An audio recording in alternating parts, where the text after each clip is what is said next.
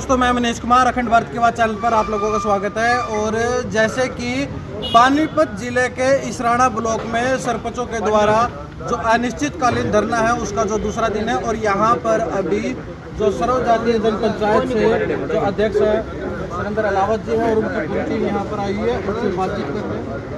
भाई साहब, जैसे हर चीज़ का एक्सपेरिमेंट हो रहा है, अब सरपंच क्या कुछ कहें? देखिए, नौसिखिए लोग हैं, इनको सोचना चाहिए कि अभी अभी हाल में पंचायतों के चुनाव हुए और जनता ने पूर्ण रूप से विश्वास करके, कहा जाता है कि जनता जनार्दन ने इनको चुना है, तो सरकार इनके काम करने से पहले इन पर अंकुश लगा करके इनको बेईमान क्यों साबित करना चाहती है। ये पंचायती राज प्रणाली का मजाक उड़ाया जा रहा है। भारत के संविधान में पंचायती राज प्रणाली का प्रावधान है और सरकार के ये अंकुश गैर कानूनी है और सरकार को तुरंत इसमें यू टर्न ले लेना चाहिए, स्टेप डाउन कर लेना चाहिए, अदरवाइज सरकार के लिए खतरे की घंटी है। अच्छा, आपने काफ़ी समय से राजनीति में इस प्रकार के नियम कानून कायदे कभी पहले भी देखे थे? मैं तो देख के हैरान हूं कि सरपंचों को धरने पे बैठना पड़ रहा है। सरपंच तो बेचारे सरकार के साथ मिल करके गांव का विकास करने में तत्पर रहते थे, सुनते ही पहले महीने में इनको बैठना पड़ रहा है, तो समस्या कोई गंभीर है ना। सरकार को तीसरा दिन इनका हो चुका है, गंभीरता से इनकी बात को सुननी चाहिए और तुरंत इनका समाधान करना चाहिए। जो जीरो टॉलरेंस की बात करते हैं हरियाणा के लोग, कहीं दिख रही है आपको कोई जीरो टॉलरेंस? जीरो टॉलरेंस खेल मंत्री संदीप सिंह के मामले में पहल हुई है बुरी तरीके से। एक महिला कोच ने हरियाणा के अंदर से बेटी बचाओ बेटी पढ़ाओ का नारा शुरुआत करी थी नरेंद्र मोदी जी ने, पानीपत में ही रैली करी थी, और यहाँ की बेटियाँ आज मंत्रियों के हाथों में भी सुरक्षित नहीं है।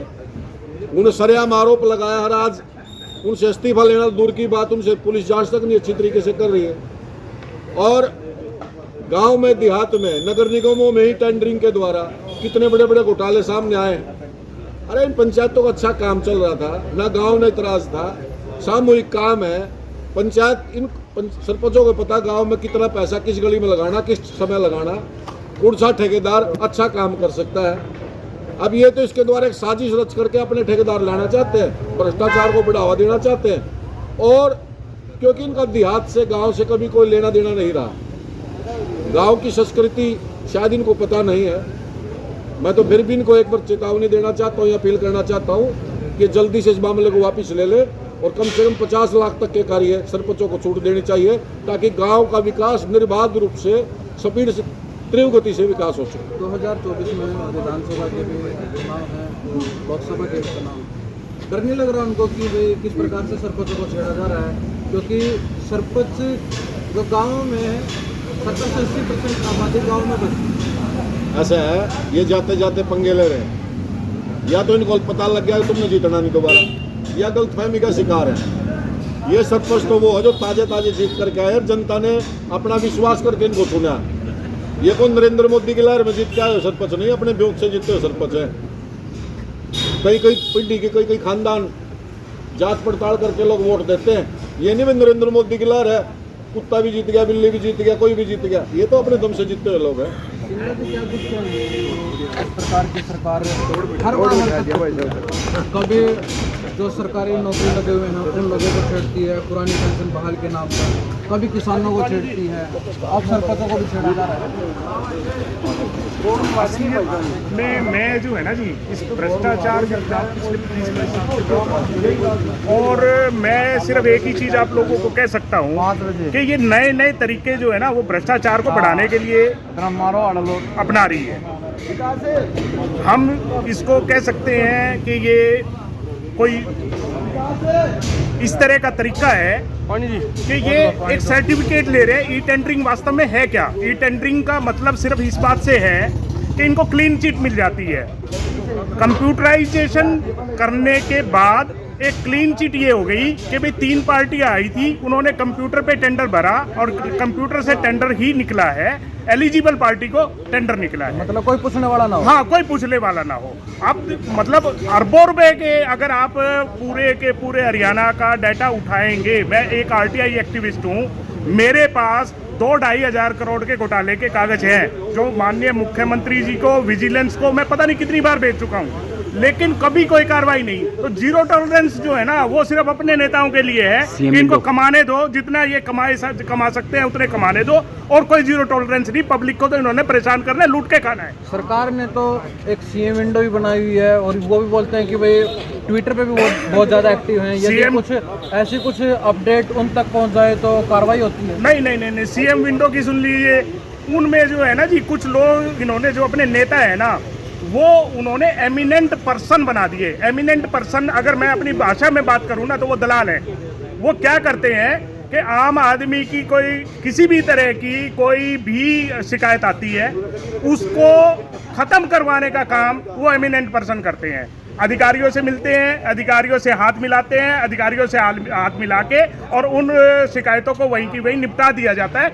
एमिनेंट पर्सन एक ऐसा सिस्टम बना दिया कि किसी की कोई शिकायत हो, उसको जो है ना कबाड़ खाने में डाल दो। तो कोई सीएम विंडो नहीं है, कुछ नहीं है। जो काम इन्होंने करने हैं वो करने हैं, और पब्लिक को जागरूक होना पड़ेगा। ये मैं बड़ा अच्छा स्टेप जो है आज सरपंचों ने लिया है कि भाई ये एकत्रित हुए हैं, इकट्ठा हुए हैं, और अपनी उसके लिए अधिकार के लिए जो है सामने खड़े हुए हैं। इस तरह के उदाहरण जो है इनको बनना चाहिए, और लोगों को भी सामने आना चाहिए। जनता समझ पा रही है इनके ऐसे जी, जनता के लिए इन्होंने 2-3 तरह के लॉलीपॉप दे रखे हैं। कभी तो ये जाति के नाम पे आपस में लड़ा देते हैं, कभी धर्म के नाम पे लड़ा देते हैं, और अगर मान लो कोई उससे उबरने की कोशिश करे तो पीपीपी है, फिर प्रॉपर्टी आईडी है, और 10 तरह की चीजें हैं। लोगों को इतना परेशान कर दिया है कि वो लोग जो है उससे आगे सोच ही नहीं पाते, और जब इलेक्शन का टाइम आता है तो कोई ना कोई इस तरह का धमाका ये कर देते हैं कि पब्लिक ये समझती है कि इनसे बड़ा राष्ट्रवादी कोई नहीं है, और इनके बहकावे में फिर आ जाती है। तो कुल मिला के यहाँ पर ये हर किसी को तो अपने निशाने पे ले ही रहे थे। अब सरपंचों की बारी है। अब ये देखने वाला समय होगा कि कितना समय में या तो ये सरकार मान जाए या फिर ये सरपंच मान जाए। अब समय बता पाएगा कि इसको आगे क्या कुछ इसकी रूपरेखा होगी। तो अभी यहाँ पर जो पुराना गांव से है, जो सरपंच प्रतिनिधि, उनसे बातचीत करते हैं।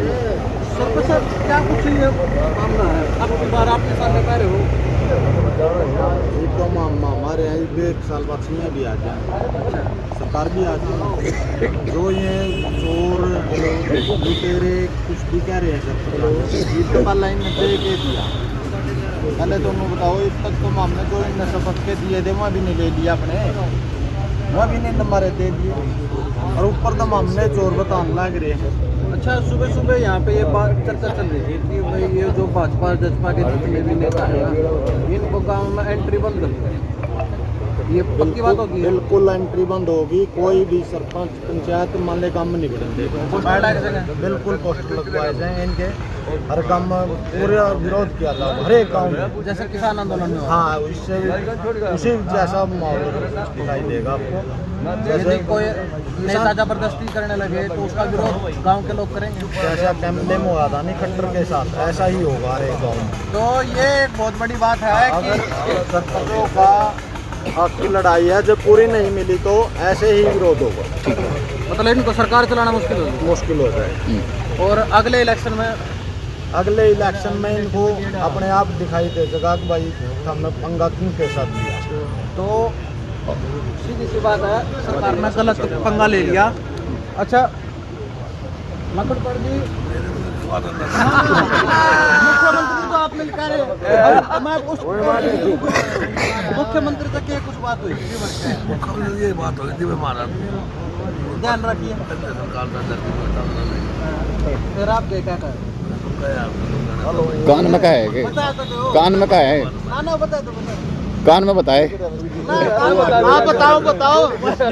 कुल मिलाकर बताना नहीं चाहते, वीडियो वायरल हो जाए, मुख्यमंत्री तक पहुंच जाए। कुछ नहीं रंडे सरकार है ना, इनका लाग है, कहेंगे भाई है लाग तो उसको आगरे को नुकाली मान जाए भाई, यू बटे नाराज हो जाएगा, यू छोरा हो जाएगा, यू बंदा हो जाएगा। इनका वह शर्म नहीं है। जब सरपंच चोर बताओ और कड़े के लाल यहाँ पे खबर करने के लिए आ रहे थे, ये बोल रहे थे कि भाई इतनी बार तो इनकी अगले इलेक्शन में बुद्धि ला देनी है। वो करिए तो भाई छत्तीसगढ़ के हाथ में है, बुद्धि को ढबला ले 3 चोरा की तो एक सत्य बड़े चोर तब पे है, ये सरपंच चोर बताओ शर्म नहीं आंदी में। तो कुल मिला के अब आने वाला समय बता पाएगा कि आगे क्या कुछ होगा। तो इस वीडियो को ज़्यादा से ज़्यादा शेयर कीजिएगा। मैं मनीष कुमार, अखंड भारत की आवाज़ से।